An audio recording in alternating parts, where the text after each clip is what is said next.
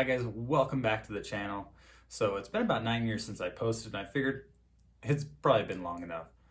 We might as well post a video. So actually a little bit ago I started running again, and I haven't been running in a number of years. My last real race was probably in 2012, and the last time I ran a 3 mile that was timed was 2015. That was like a low 20-minute time while I was in the Marine Corps. And since then, I haven't been really running at all. I've stayed active with biking and hiking, and I walk a ton of steps a day at work, but running has basically been completely off the radar. And recently my oldest daughter started doing cross country. She's in the little kids league, and I started thinking maybe I should get back into it and just see how it is, do a little bit here or there. So here's 5 things I've learned in the last couple of weeks as I've experimented with running again. So number 5 is that running is way harder than I remember. I ride my bike all the time. Like I said, I do a lot of walking, but running just boosts your heart rate. And I turned 30 just a little while ago, and so I'm getting a little older than I was when I was running in my early 20s. And it's hard. It really takes a lot of energy to run for just a few minutes, and I had totally forgotten that. And I feel like it's harder than it used to be for sure. So that's number 5. Number 4 is I'm much slower than I expected to be. I knew I was going to be a little bit slower than I used to be before, but I kind of had this idea in my head over the years that I haven't really lost. I can just jump back into it anytime. It'll be fine. But that's really not the case. I jump on Strava pretty often, and I saw a Strava segment on my local street, so I thought, I'll go run for that. It's only 400 meters or whatnot. And the pace I was running was a pace that at the time when I ran the segment was pretty much as hard as I could go. And looking back at it, I've run miles faster than I ran that quarter mile. The speed is just taking a really long time to come back. And that's okay, but it's just very surprising how much harder it is to run fast, and just how much speed I've lost. In the 100 meters, I was running intervals with my daughter. I've lost like 2 to 3 seconds on the 100 itself, and that's surprising, but probably not unexpected, honestly, given the amount of time I've been away from it. And you do lose speed with age, so that's something that was pretty surprising to me. Number 3 is I require way more recovery than I ever required before. And like I say, I'm pretty active, so it's not like I haven't been doing anything, but recovering from runs has taken a long time. So that's something that shocked me. That's something maybe if you're getting back into running and you're passing the age of 30, you might want to consider the fact that your tendons and muscles are just going to take a long time to recover. So I've been doing a run, going several days, and then doing another short run.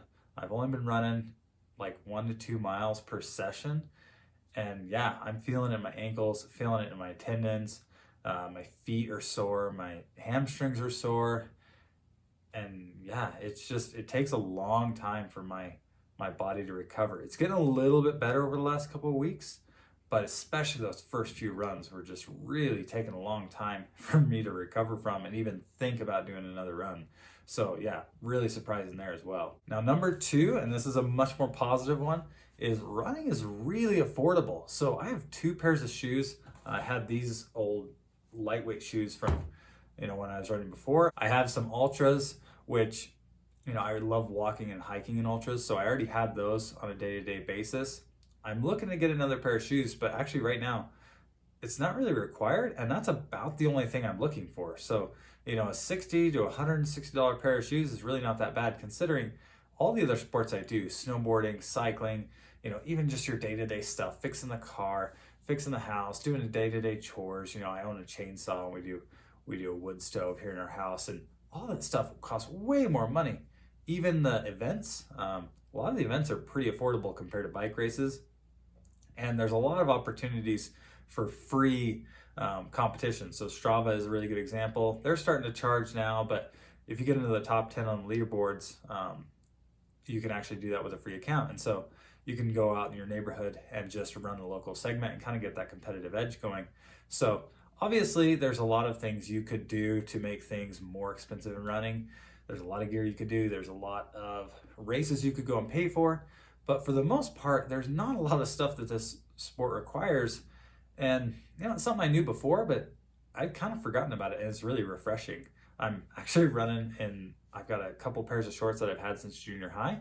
I keep them in good shape, and I don't need any extra shorts. The shirts that I use, even for casual cycling and mountain biking, work fine for running too. So there's just not a lot that's required. Whereas with cycling and skiing and mountain biking, I mean, these things we're always swapping gear out on a regular basis, always upgrading, looking for the next edge.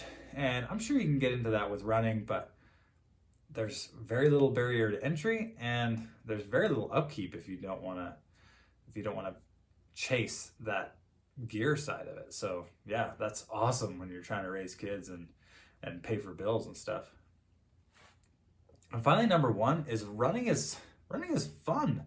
So when I ran in high school and ran after high school as well, running was fun, especially because of the people I was around. But the main reason I ran was for racing.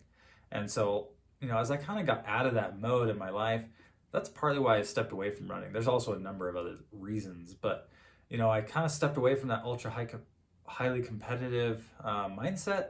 And so I stepped away from running entirely because I didn't find the activity itself very fun.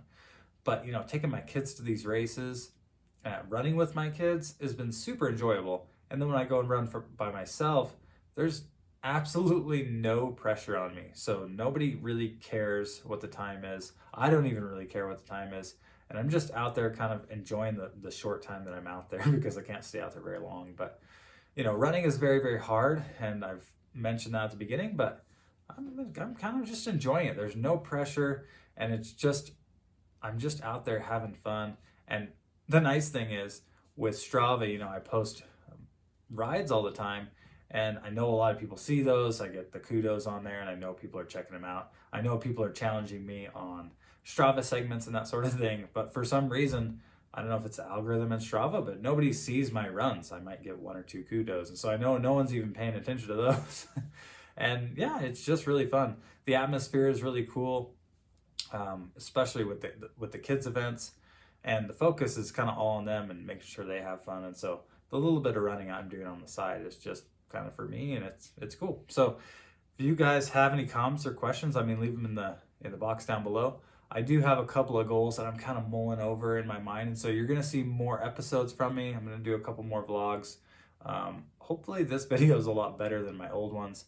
I have another channel called Wild Outdoor Living, and that's where I do a lot of the bike stuff. And I do a little bit of other outdoor stuff as well, but it's mostly bikes. And so that's my main channel. But, for running, I don't want to make it commercialized. I just want to post videos and have a good discussion on the channel. So if you guys want to join in and comment, let me know how you've been doing coming back into running at an older age, whether 30 or beyond, and kind of what you learned in that experience, what you've learned as you've maybe continued in that over the years. I would love to know, because I'm feeling super new to this, even though running was a huge part of my life in the past. So catch you later, guys.